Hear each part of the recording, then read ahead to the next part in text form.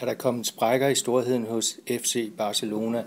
Bagud 2-0 mod AC Milan efter den første Champions League-kamp får vi svaret tirsdag aften.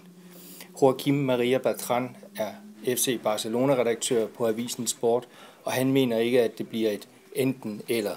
Este equipo ha dado muchos éxitos a Barcelona, tanto a nivel de liga como a nivel internacional, y hay que darle crédito, no hay crisis.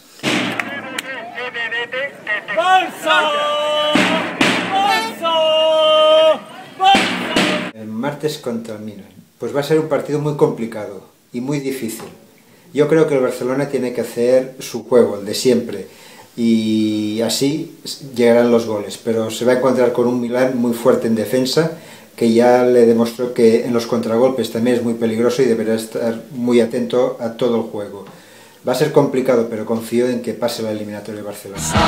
Barça, Barça, és el crit cap als aires pregona, l'esperit i la glòria. Joaquim Maria Bertran har arbejdet 20 år med FC Barcelona, og som alle andre er han heller ikke i tvivl om, hvad der bliver nøglen til sejr. Tanto en la Liga como en la Champions, ya lo ha demostrado últimamente con sus rachas de goles, ha roto todos los récords y bueno, ha tenido también un par de partidos malos, pero yo creo que vamos a ver al auténtico Messi contra el Milan el próximo martes. ¿No ha estado un poco debajo del nivel?